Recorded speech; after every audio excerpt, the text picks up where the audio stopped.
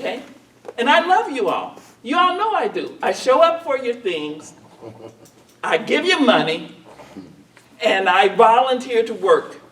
But does that, I don't have to divorce by doing that, I don't have to authorize behavior that I don't think is the behavior we should engage in. Because I think we can do this black nationalist work without hating. I think so. And that when we talk about people as evil, as satanic, as aliens, as whatever, we are labeling people as a group and thus authorizing, whether we intend it or not, for people who are less sophisticated than ourselves, less thoughtful than ourselves, less critical than ourselves, to go out and hate those people. Because what do? You hate the devil. That's what we're taught. I think we can do this work, and I do as I always do. I make up something, then I talk from my heart. So this is definitions, because I think one of the big problems we get into is when we talk about things, we're not talking from the same place. And we argue over different definitions. And I would often say to you, okay, put out for me what your definition is. Whenever I give talks, I say, here's my definition.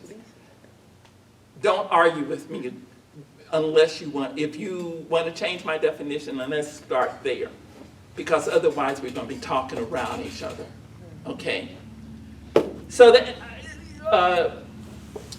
Brother Steve started with what the SPLC had on its page about black separatists, but there's another definition that I think is right that they put out there. They say, any group with beliefs or practices that attack or malign an entire class. Get that? An entire class, an entire group. So it ain't about saying a particular white person or a particular white group is problematic. It is about when you say white people as a group.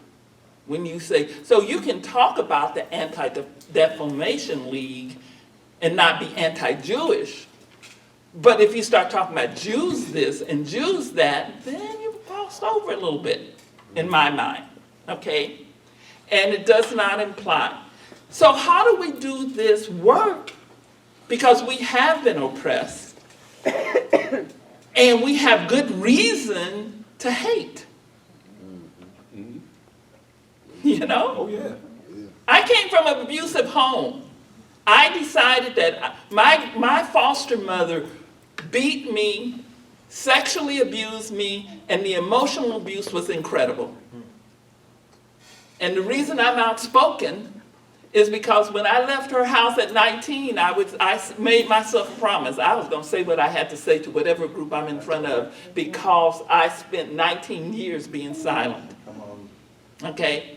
So when we talk about, so how do we do this work without hating?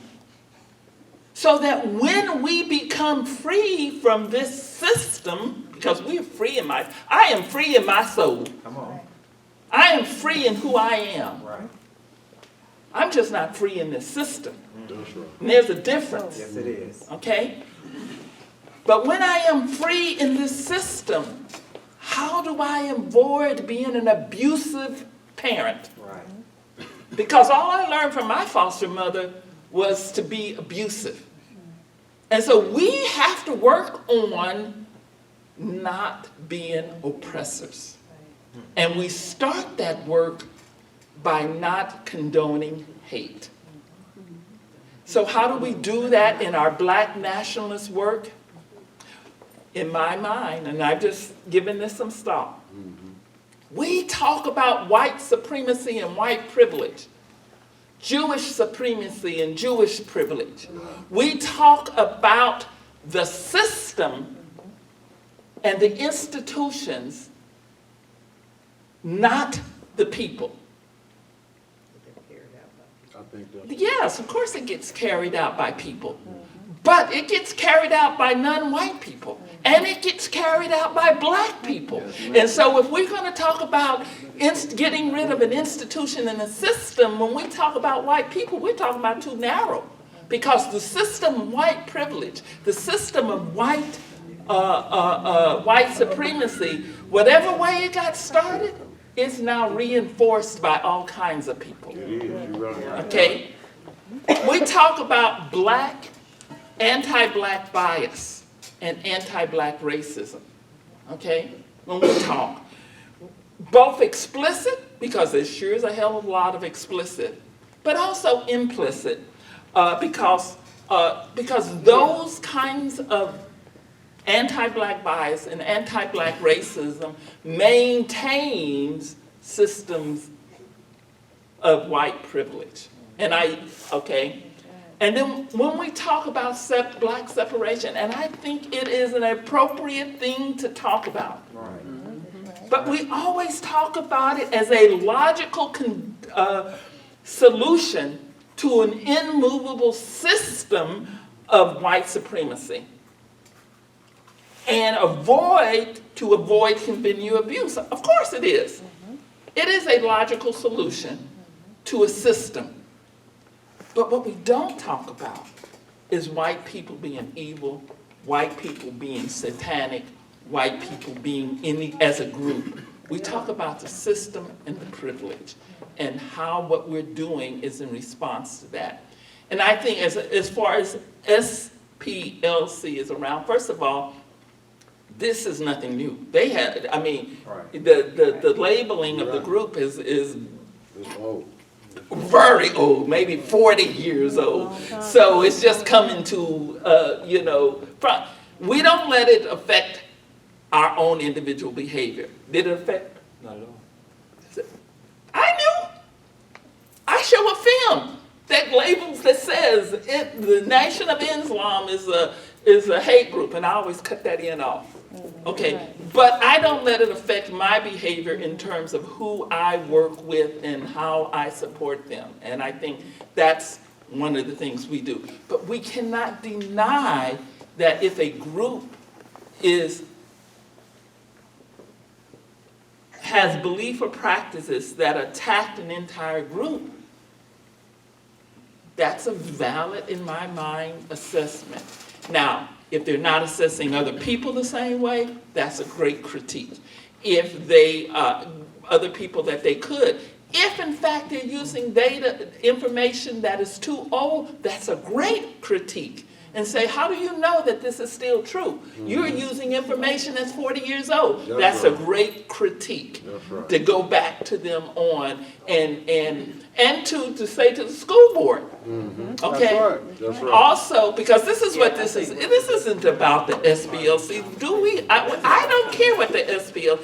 I care what the school board. If the school board hadn't said this, we would not be sitting here. That's right. Because all of us knew this. And then the other thing that I think we can critique them on is that some of the groups that they critique may in fact fit our definition of critiquing the system. And then in that case, we can point to them because their own definition says attack and align an entire class of people. If you're attacking and align a system of white privilege and white supremacy, you ain't attacking the people. And you can make that critique. Thank you. Very good. Thank you for the question, Brandon. And as you can see, this is beautiful conversation. It is. I mean, if we had a panel of everyone who agreed, what would be the point? That's right.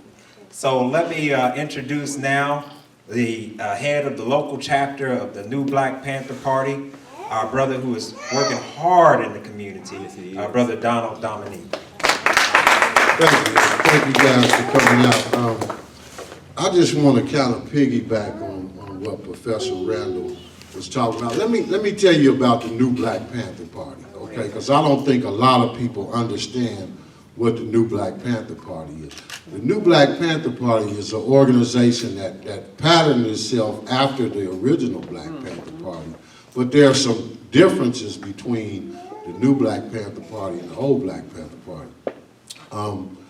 The new Black Panther Party, most of the leadership is made up of people that are Muslim, okay? And we have membership calls once a month. And this is really something that it causes us a lot of internal friction. And I love my Muslim brothers, okay? But oftentimes what happens with me, I'm a Christian, okay? And oftentimes what happens with me is some of the Muslim brothers in the leadership, they try to convert me over to Islam. You know what I'm saying? And it causes a lot of internal friction in the party itself. But also, when the original Black Panther Party, the reason why they don't take the heat that the new Black Panther Party does now anyway, is because they kept religion out of it. They sure did. And it was more about class than anything else. Okay? And the new Black Panther Party, at least in my chapter, okay, because I studied the old Black Panther Party from the time I was 12 years old. So, a lot of these guys that are the chairmen in these cities that you see on CNN talking crazy, these is young guys. And they don't even have a history of what the Black Panther Party is really about. And that's one of the things that we struggling with within the party. So when they came out with this designation, it really hurt me because I've worked hard not to do certain things, not to say certain things. Come on. You see what I'm saying? Yes, sir. But at the same time, like when me and Steve was talking about earlier, I think a lot of the reason that they labeled the new Black Panther Party a hate group is based on some things Khalid Muhammad said back in 2000. He's been dead for 15 years. Now, he was Minister Farrakhan's assistant before he came into the new Black Panther Party. Okay? Now, I might not talk like he talks, okay? But I might sometimes, okay? Because I understand, like me and Brother Steve was saying earlier, I understand the pain. And a lot of times when black men speak about white people being devils or them hunkies or them peckerwoods, or, when we say things like that, we're coming from a place of pain, okay? And I'm 55 now, so this is real profound with me right now. I've been hurt by racism. In every area of my life, I've been hurt by racism, and I'm not perfect. So if I speak in that type of way, I'm coming from a place, a painful place. But another thing she talked about was not saying the white man or white people. But I think what a lot of people miss is when we talk about the white man or the white people, we're actually talking about the system. Right. At least in the Black Panther Party, we always talked about the system. Because, when we look at things like police brutality or things of that nature in Dayton, Ohio, it ain't just the white police officer. It's the black police officer. It's the culture that they belong to. Right. Exactly. That's right. Exactly. See what I'm saying? Right. So it ain't just about the white man. I want to make that clear. Come on, sir. Some of my greatest enemies in Dayton, Ohio are black people. Yes. You can say that again. And I think, maybe we haven't been clear on this. And then also it talks about how we attack or malign an entire class of people.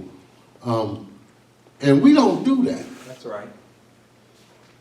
We may I talk a lot about how when I was a kid growing up in Dayton, Ohio, everything when we bought furniture, we bought from Jews. When we went to the grocery stores, we went to Shears Market.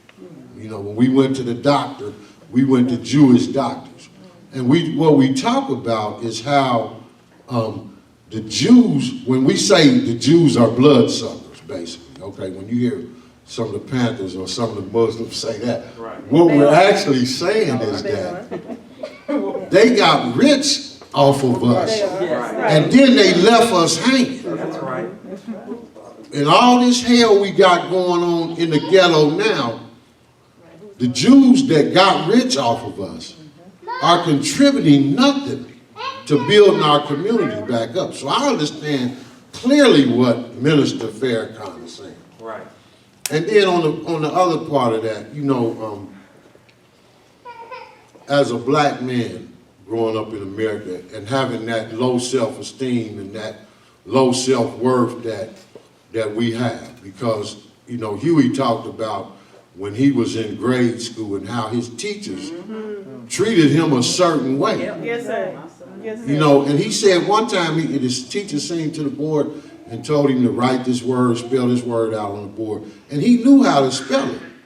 But because he treated him a certain way, he froze up. And I could relate to that, man. I could relate to that. So, but because what we've been through as black men in America, Minister Farrakhan, he speaks life to our bones. That's man. right. He does. Yes. That's right. He juices me up and makes me feel like a man. That's right. I don't have to walk around with my head held down right. no more. I don't have to drink wine and smoke reefer and crack no more. Come on. That's right. And I was doing all of them things because society told me that I wasn't nobody. This is how you supposed to act, nigga. Yes. Go down there and get you some of that crack. And so that's what I did. And when I woke up, it was because, and I'm a Christian, okay? But it was because of Minister Farrakhan that I came out of that pit. You know? But one other thing, when she was talking about, you know, I'm a Christian, so I look at things from a biblical perspective. And when the Bible talks about the Jews being God's chosen people, my Christian understanding tells me that God started his work with the Jews, okay? But Paul makes it clear that God's chosen people are not a race of people. It's those people that accept Jesus Christ, regardless of what race you are. So if America thinks that, erroneously, that the Jews are God's chosen people, then they don't know what they don't understand the scripture. Because that's not what it says. Paul said it ain't got nothing to do with if you've been circumcised physically or not. He said if your heart is circumcised to Christ, that's what makes you God's chosen people. So, you know, it's just a lot of things that we need to clear up on that, you know what I'm saying? And, you know, I'm vibing on what everybody said, but I just had to stand up for the new Black Panther Party and for black people. That's right. Thank you, sir. And now we're going to have to, we'll go ahead and let the local representative of the Honorable Louis Farrakhan, Brother Tyrone Muhammad, and then we'll open the floor up for some questions and answers. Assalamu alaikum. In the name of Allah, the Beneficent, the Merciful, I bear witness that there is no God but Allah, and I bear witness that Muhammad is his messenger. I'm going to get right to it because time is of the essence. On April the 27th in 2013, Mark Potok, who is the head of the Southern Poverty Law Center, was on the Rock Newman show. Rock Newman is a radio personality in Washington, D.C. During the conversation, Rock Newman was letting Mark Potok know that Minister Farrakhan was coming on the show the next day. So somewhere in the conversation, it was seen and shown to Rock Newman that the Nation of Islam was on a hate group. So Rock Newman asked Mark Potok, and the hate group was given and was being disseminated by the Southern Poverty Law Center. Right. So I want you all to reason with me within these few minutes that I have with these introductory remarks. So Rock Newman was shocked like most of you all were, to see the nation on the hate list. Right. So Rock Newman said, the nation, and I'm paraphrasing, so he said, are you aware of all of the work that the nation does? And Mark Potok, the president of the Southern Poverty Law Center, said yes. So Rock Newman began to mention the Million Man March and this and this and this, Mayfair Mansions, and Rock Newman said, Mark Potok said, I'm aware of all of that. Right. So Rock Newman said, well, do you have any incidents? Are there any events that you all have that we don't have that has shown the Nation of Islam doing some hateful crimes or acts against anyone? Right. Mark Potok, reason with me now, said no. Think about that. Right. So when Rock Newman, again, this is new to him. He's neutral. Right. He says, so what is it? Right. Mark Potok said it's the doctrine that categorizes the Nation of Islam as a hate group. Brother Steve went somewhat into the doctrine, but the doctrine simply says that black people genetically are inferior. Pardon me, are superior. Right. Genetically. Now with a mindset of white supremacy, that don't settle good with those people. Right. Come on, Brother T. Are y'all with me? Yes, sir. Now, we're not going to take the time in these introductory remarks. Brother Steve already began to talk about what's recessive and dominant and bringing Caucasian people, archaeologists, scientists, Dr. Leakey, Mendel to the witness stand to prove that fact. And it's not reverse racism, it is absolute, actual fact. That's right. Now, you all may not know my history. When you say that we are a hate group, it's really hilarious. Yes, it is. It really is. Right. Because in 1967, the Most Honorable Elijah Muhammad visited Washington, D.C. And do you know what they did to the messenger of God in 1967? Come on, open that up. Open They it up. dispatched That's right. That's right. their forces That's right. to guard him. That's right. They did. Come on. He didn't ask for it. Come on. They did. They did it because, see, they know something about us that we may not know about ourselves. At the Million Man March and 2,000 Million Family March, the Millions More Movement, 10-10-15, you all would not imagine what's going on behind the scenes. Dealing with the protection of not just the event, but also the protection of Brother Farrakhan. Are y'all hearing me? Yes, sir. Now, if you all remember, Brother Donald mentioned Brother Colin. Some of you all got mad with us when you all remember Elijah Muhammad silencing Malcolm X. Yeah.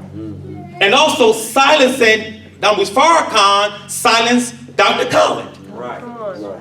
Why? Because Why? it was the manner in which they were speaking. Come on. Come on. They were speaking truth. Come on. But we are not trying to spew hate. And we're not trying to talk about reverse racism. No. And you will have saw on a national level, Right. people like Malcolm X, Dr. Khaled be penalized and set down, and some of you all didn't like that. You all remember Muhammad Ali, don't you? Right. If we were a hate group, then why didn't they bring that up back in the 60s and 70s with Muhammad Ali? Come on. Come on. That's right. That's right. Do you all know that in 1967, the Elijah Muhammad's phone was wiretapped? Yep. Oh, yeah. Sure was. Do you all know that there is a 100-man task force that follows Minister Farrakhan everywhere he goes? Did y'all know that? So, come on, family, think with me. If this man is preaching hate, and we are a hate group, why are we so beautiful? Come on. Think with me. Come on. Come on. I told you all at the banquet. Come on. I said, you will not see the most beautiful black people, or people for that matter, if you overlook the Muslims. You missing beautiful human beings. Right. That's right. Come on. If we are haters, Come on. we some damn good actors and actresses. That's right. Say that.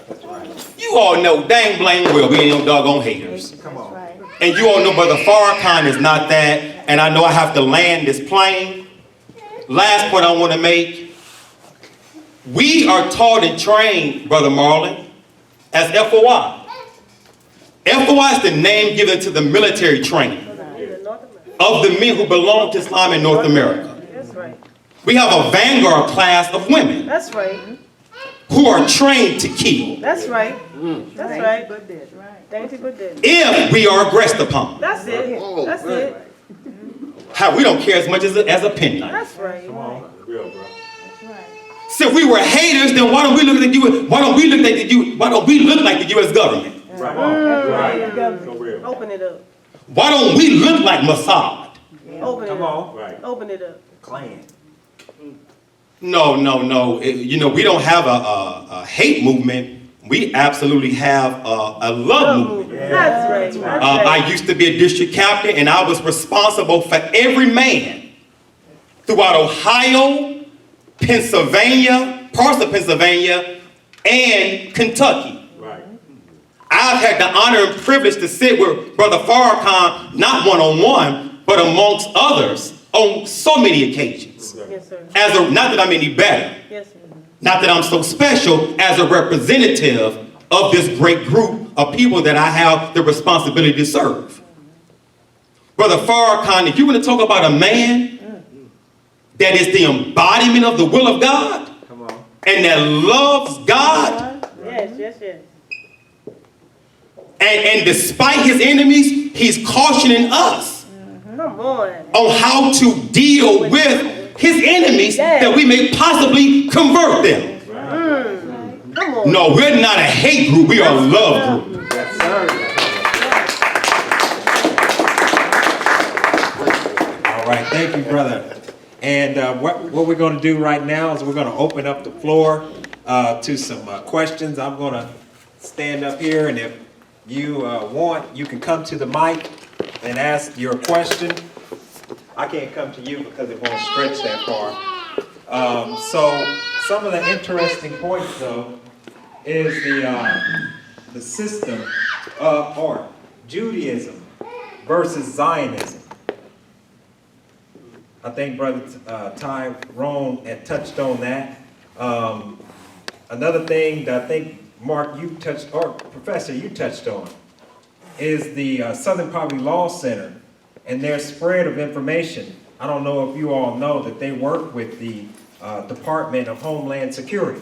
Yes, they do. I don't know if you all know that they take documentaries and show them to the police force, Yes, they do. teaching about the nation and the new Black Panther Party. I don't know if you all know that they take these documentaries and they show them in schools.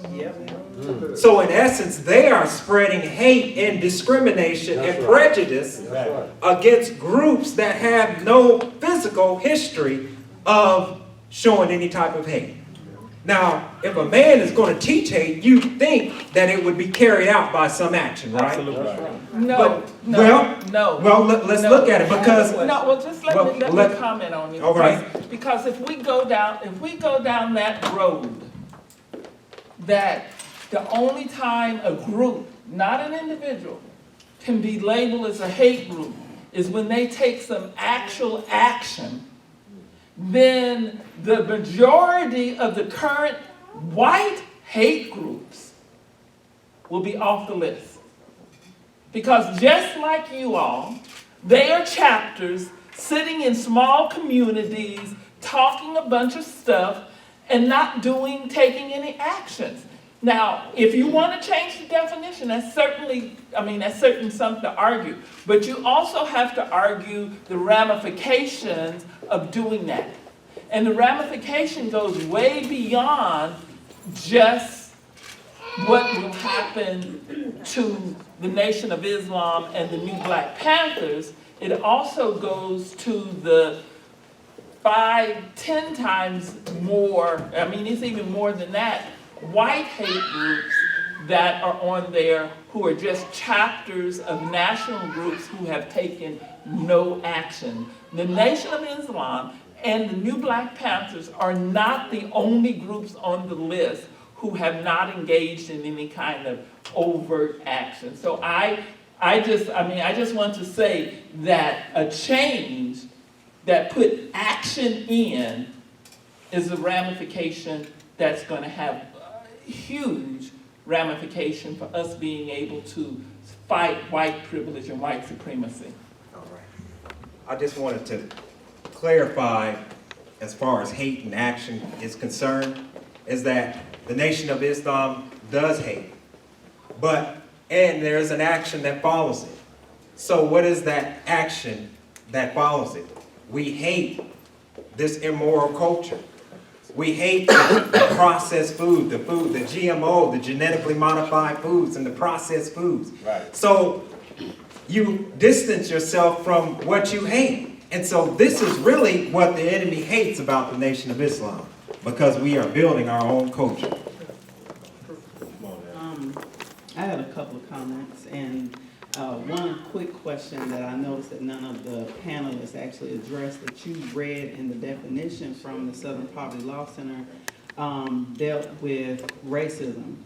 And I'm concerned about the particular definition of racism that they're using, since they're equaling the Nation of Islam and the New Black Panther Party as racist organizations. And I actually have a different perspective from my co-founder, I think, on this, because I do think that racism deals with power.